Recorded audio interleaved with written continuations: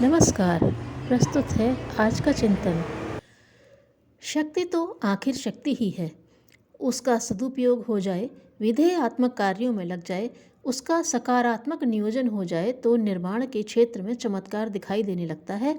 और यदि उसी शक्ति का दुरुपयोग हो जाए, वह निषेधात्मक कार्यों में लग जाए, उसका नकारात्मक नियोजन हो जाए तो विध्वंस के क्षेत्र में हाहाकार मचा सकती है। युवावस्था जीवन का वसंत काल है। ऊर्जा, शक्ति, उत्साह और उमंग से भरपूर जीवन, बचपन और वयस्कावस्था की संधि वेला। संधि काल में साधना करना ऋषियों ने अनिवार्य माना है। युवावस्था में यदि जीवन निर्माण का सही मार्गदर्शन मिल जाए तो जीवन के उपवन में अनेकानेक उपलब्धियों के पुष्प खिलते चले जाते हैं। इस अवस्था को भविष्य निर्माण की आधारशिला कहा जा सकता है। जैसी आदतें, जैसा स्वभाव इस आयु में बन जाता है, जो ज्ञान इस आयु में प्राप्त कर लिया जाता है, प्रायः उसी के आधार पर भावी जीवन का निर्माण होता है। प्रतिभा के विकास की आयु 20 वर्ष मानी गई है। आगामी 5 वर्ष उसे परिपक्व होने में लगते हैं। 25 वर्ष की आयु तक जीवन रूपी भवन की नींव बन चुकी होती है, ढांचा बन चुका होता है। नींव की मजबूती पर ही भवन की मजबूती और ढांचे के मानचित्र पर ही भावी जीवन रूपी भवन का सौंदर्य निर्भर करता है। इसे सुधारने, संवारने और सजाने का कार्य अपने कर्तृत्व के द्वारा जीवन भर करना होता है।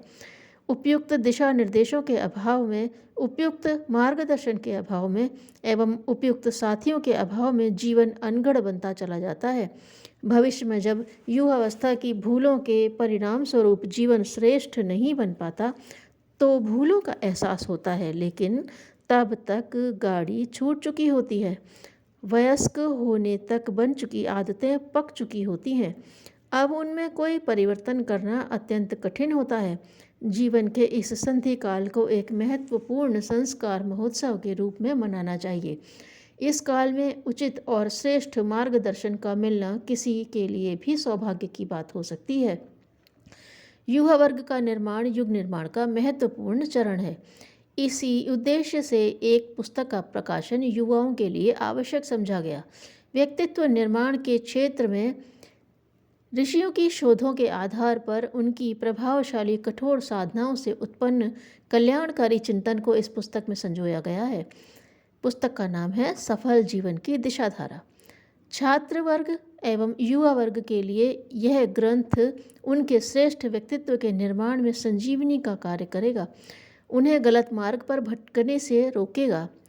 युवा वर्ग को इस ग्रंथ का स्वाध्याय सतत करते रहना चाहिए ताकि उनका चिंतन उत्कृष्ट बना रहे। जैसा चिंतन होगा वैसे कर्म होते चलेंगे और वैसा ही जीवन बनता चला जाएगा। गंधमादन पर्वत पर आत्मकल्याण की इच्छा से तप कर रहे महाराज अरिष्ट नेमि के पास जाकर देवदूत ने कहा, महाराज, मुझे सुरपति इंद्र ने भेजा है। उनका आग्रह है कि आप अभी मेरे साथ स्वर्ग चलें और वहीं निवास करें। स्वर्ग? महाराज ने आत्मकल्याण की बात सुनी, स्वर्ग बीच में आ टपका तो उनको पूछना ही पड़ा, भाई स्वर्ग की विशेषता क्या है? क्या उसमें कुछ दोष भी हैं?